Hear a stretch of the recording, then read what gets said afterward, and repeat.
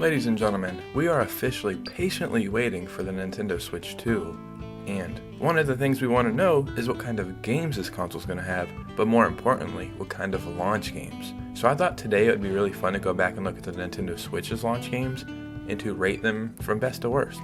So let's go ahead and get right into it. So the Nintendo Switch launch games are a strange bunch of games to launch a console with. So let's see which ones are good and bad and rank them from best to worst. Before we get started, if you could hit a like and subscribe, it would truly mean the world to me. We are officially on our way to 10,000 subscribers.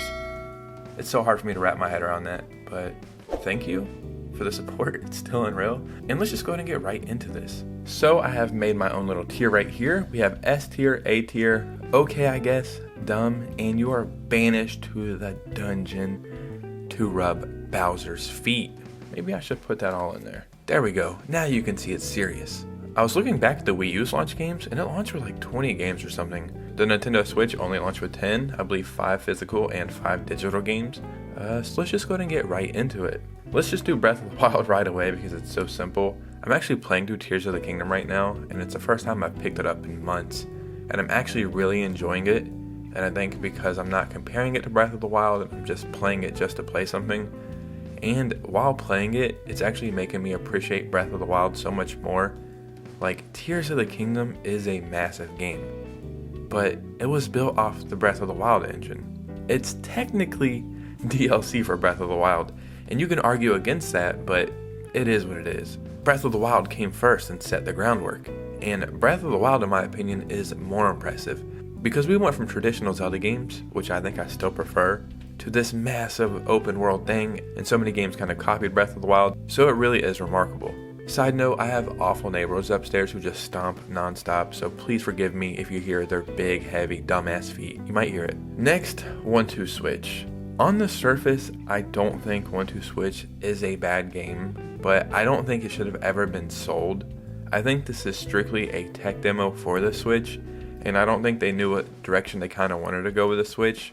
The Wii U was a failure, the Wii wasn't, so maybe they thought, the Wii was really popular because of motion controls and stuff like that. So I think maybe they thought 1-2 Switch and games like that might have recaptured the Wii success. To be honest, I think 1-2 Switch probably should have been a pack-in title. But then again, that would have been people's first impressions of the Switch, and maybe that would have turned them away. So while I don't think it's a bad game per se, we'll just put it at okay, I guess.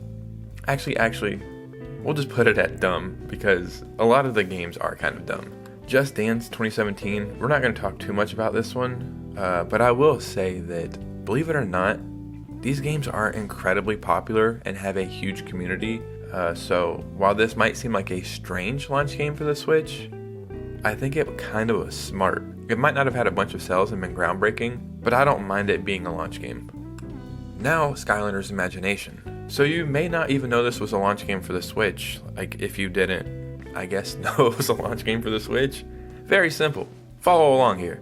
Now in 2024, when you think about this game, it's simply a collector's item, and this thing is like a couple $100, I think, complete in box. This is going straight to the dungeon. What about Super Bomberman R? On the surface, Bomberman isn't a bad game. I actually respect what it is, but being a launch game, I just don't see the point. Look at all the games they could have brought from the Wii U over to the Switch. I mean, they eventually did bring a bunch of Wii U games over, but this would have been a fun game maybe to come a couple months later. It's funny we got Super Bomberman R2, and the only reason we got that is because Nintendo's seen like the sales numbers for Super Bomberman, but they must have not factored in that the only reason this game sold well is because it was one of the only damn games you could get. So this is okay, I guess. Nintendo consoles, they always have some RPGs, so what RPG did we get at launch? Well, we got I Am Setsuna. I believe this is a Square Enix game, and this game, even in 2017, looks super dated. In my opinion, these graphics look like they came straight from the Nintendo Wii era. I don't think the gameplay was anything special. Now, if you find somebody who buys this game, it's simply just to buy a Switch launch game or to add to their collection. I just don't understand it.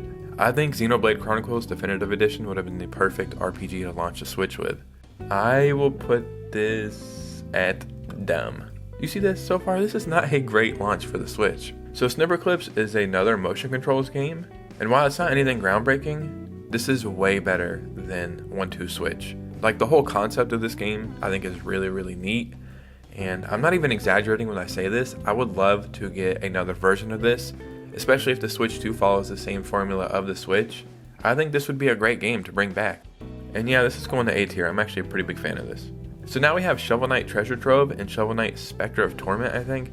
I think if you buy Treasure Trove, by default you get Spectre of Torment. I think, I'm not 100% on that. These games are really good. Great launch games in my opinion. Shovel Knight is a great series, but it's kind of hard to get people to play this, especially if they don't know what it is. But yeah, in my opinion, I think this is a great launch game.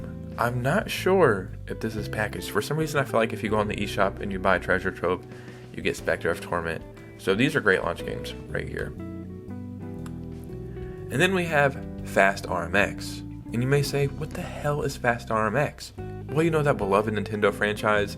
Everybody loves it. It's a lot of fun.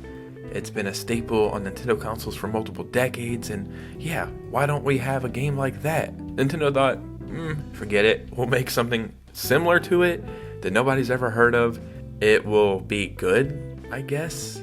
I truly can't think of the reasoning here.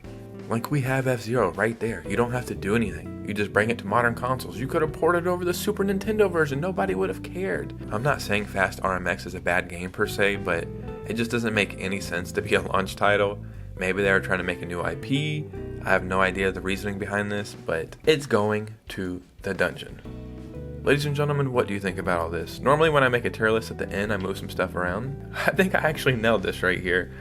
Down below, let me know if you had a Switch at launch and if you picked up any of these games or if you've ever played any of these games.